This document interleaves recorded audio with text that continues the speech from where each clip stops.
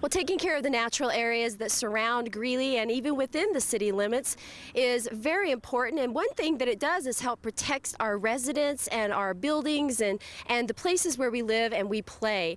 And to tell us a little bit more about taking care of those natural areas today, believe it or not, is actually one of our own Greeley firefighters. Because yes, this has a little bit to do with fire. Here to tell us more about that is Zachary Sullivan. Zachary, great to have you here today. Hey, thanks for having us. Okay, so what we're talking about are prescribed burns. Sometimes that freaks people out just a little bit, but there actually is a purpose and some reasoning behind that. So can you give us an idea of why we're doing these prescribed burns in the Greeley area and what that means for our natural areas? Yeah, absolutely. I'd say there's a couple of big things that we're gaining from this. The first one is it's building relationships within the city of Greeley with our different departments. Out here today, we're represented by the Forestry Department, different areas of the Natural Resources Department, long-range planning, and in the future we'll be cooperating with some other departments as well. A second thing is building relationships with our neighboring fire departments. Again, out here today, we've got folks from Loveland, Eaton, Berthoud Fire, and then obviously Greeley. And again, as the season progresses and we do some more of these burns, there'll be other agencies that'll be brought into it. But it helps to strengthen these relationships that we may not normally have.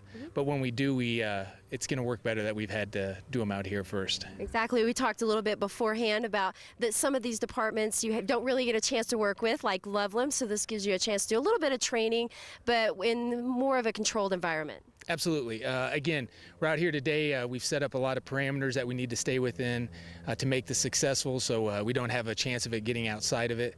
And so we are able to work together, and then when we do have those intense wildfire or ground cover operations, we know how to work a little bit better together. Okay, so speaking of that success, one of the successes that we're trying to accomplish with this is taking care of some of that old underbrush and the grasses that maybe have overgrown in some of these areas, such as the natural area that we're at today.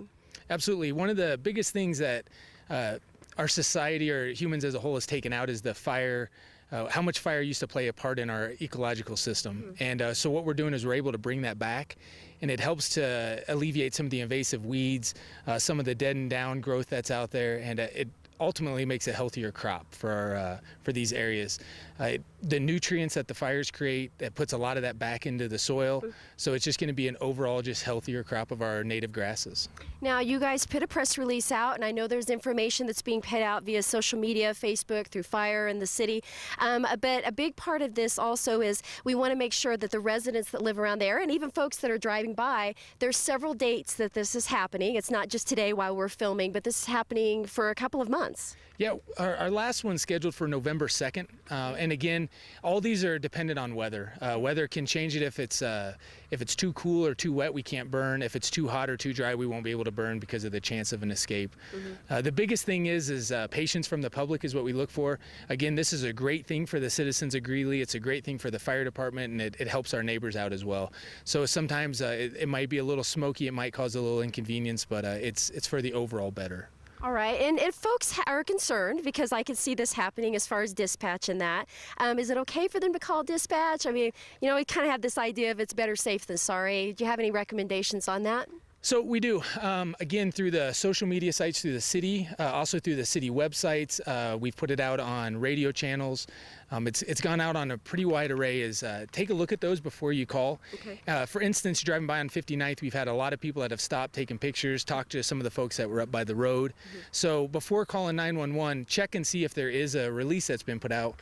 And if it has, and it's in the area, it's probably safe to not go ahead and call it. And if you see emergency units out there already, it's probably safe to it's probably safe to not go ahead and call it. It's almost safe. We just had a wasp that visited, but anyway. Well, thank you so much for being here, Zachary. Thanks for taking care of our natural areas, and hopefully this will continue to be something that you guys can do with the other fire departments in the surrounding area. Absolutely, and again, thanks for coming out, and we just ask the public to be as patient as they can. Okay, well, take that advice, and in the meantime, make sure you check out those Facebook pages for the City of Greeley and also for Fire, and you can also check out that schedule at greeleygov.com.